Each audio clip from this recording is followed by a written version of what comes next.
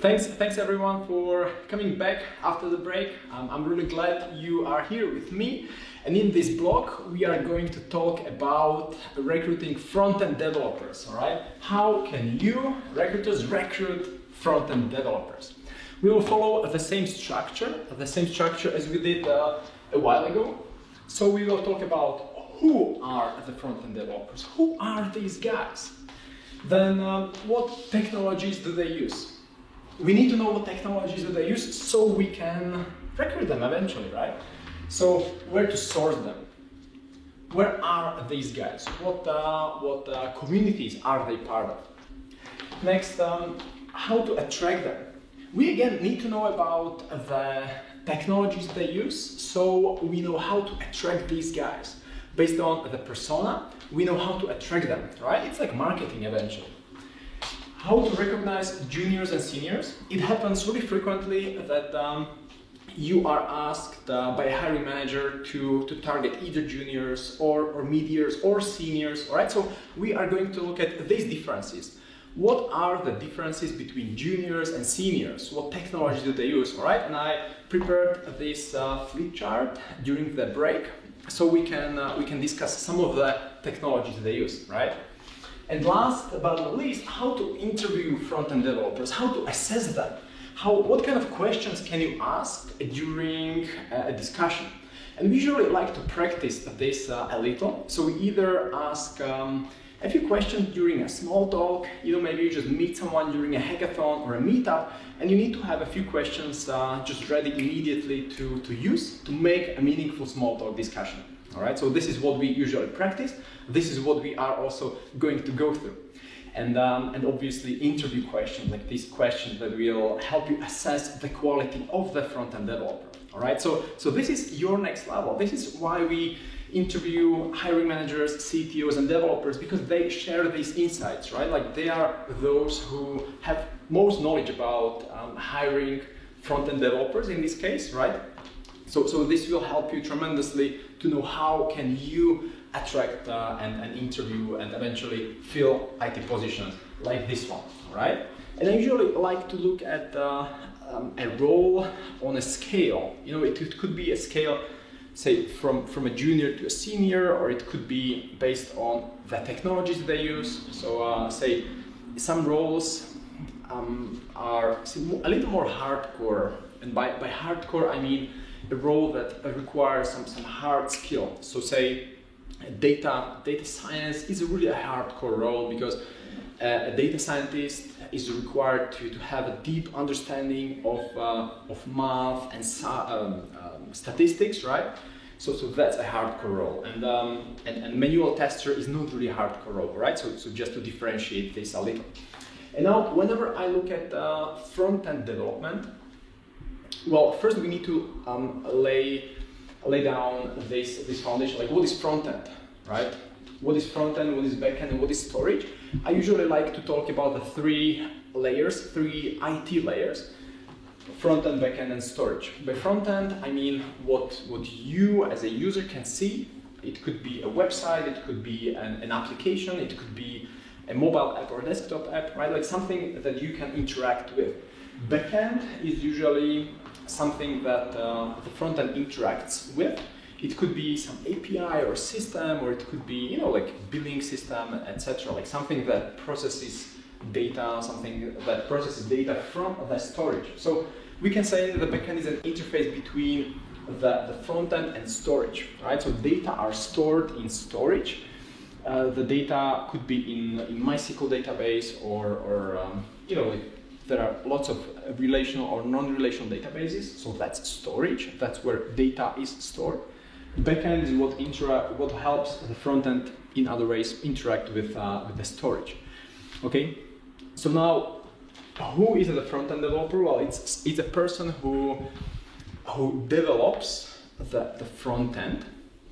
They usually work with some technologies, with some tools, and I lay this down on a scale. So say this is my imaginary scale of hardcoreness. So in front-end development, like who is hardcore and who is not hardcore? And I usually like to look at this. It could be seniority, but the hardcoreness is also a function of the tools and the difficulty to use these tools. So say a web developer could be someone who is just starting his or her career in IT. I've seen developers who have been in marketing before. So say marketing, account managers, people who have managed Facebook ads or Google ads, and at some point in their career they wanted to go to the next level and maybe even create landing pages. So that's why I have here this cloud. Like one of the use cases could be just to create marketing landing pages. So a landing page that a user interacts with. These web developers usually use tools like WordPress, right? Like WordPress is used by 30% of all the websites out there, so it's a mainstream tool. Lots of developers use WordPress. WordPress is also built in PHP, so these two go hand in hand. Lots of developers start their career as PHP developers, and they usually just integrate a few plugins, right? So they could integrate WordPress plugins and connect them somehow. They can integrate already existing tools, so they can build websites using Wix platform or Square. Like there are lots of these website builders. We can look at a few examples if you'd like. I myself build websites using Website Builder, for example. So I can show you my website that is running on mihaljuhas.com, and I can show you how to make it work really within 5 minutes. So that's why I'm saying anyone can be a web developer with some training. It takes some time, but by far not as much time as being a really hardcore front-end developer.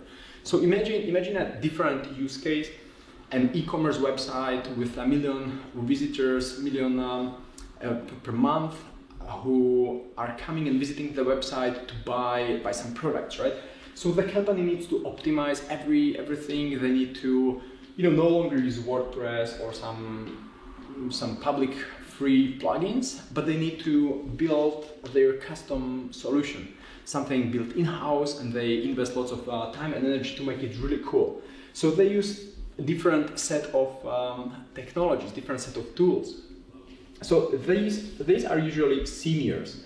They use JavaScript frameworks, for example, Angular or Vue or React, right? Like these are some of the popular front-end frameworks. They use CSS preprocessors, so for example Sass and Less. And I can also show you how easy it is to use HTML and CSS. Like it's really, really easy. I would even say it no longer makes sense to write to a job description. We require senior front-end developers to have knowledge of HTML and CSS. That just doesn't make sense, because who doesn't these days have knowledge of HTML and CSS on some level? They may not have working experience with Sass or Less. And for example, a web developer, a junior web developer who builds a website using WordPress, like he or she certainly would not have experience with Less or Sass or Go. Right? So this is how you can recognize senior front-end developers, and some other tools they use are, for example, APIs. So they are able to integrate APIs, or they also use Git to store the code they write to a Git repository, right? A Git repository on, for example, GitHub or GitLab or Bitbucket. So this is how you can recognize front-end developers. And you immediately see a few questions that you can start asking during an interview, or even during a small talk, but especially during an interview, you can ask questions about how do they create websites. So, for example, we talked about building a simple website just a while ago, right? And this could be a great opening question, like, hey, we have this project. We need to build a simple landing page. How would you build it? What would you recommend? And the person could come and say, like, hey, we can just use WordPress, there are some free templates, or I can buy a Bootstrap theme for 30 euros. Well, that's also okay. It's the, say, easier way to do it.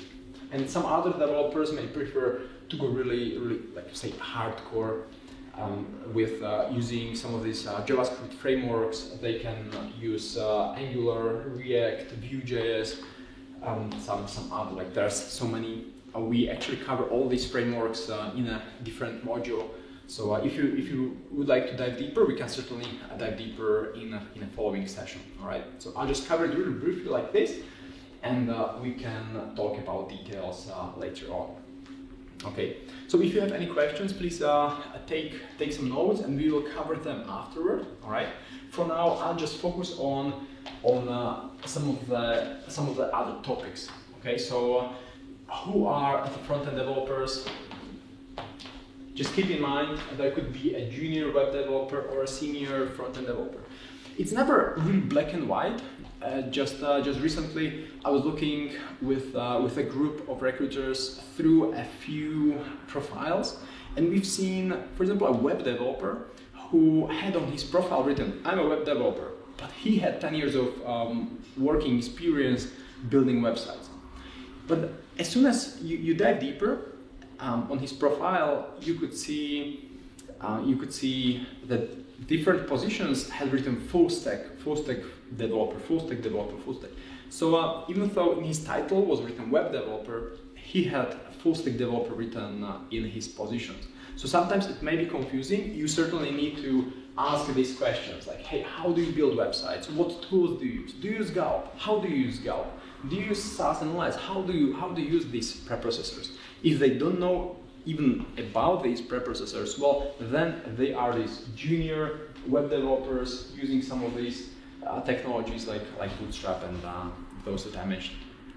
Okay, so keep this in mind, and we can practice more questions later on. Okay, so how to attract them? Certainly, you can attract these developers if you know what they are interested in. So say the more hardcore front-end developer would like to work in a setup that has already implemented some of these new technologies. They like to work with JavaScript frameworks, right?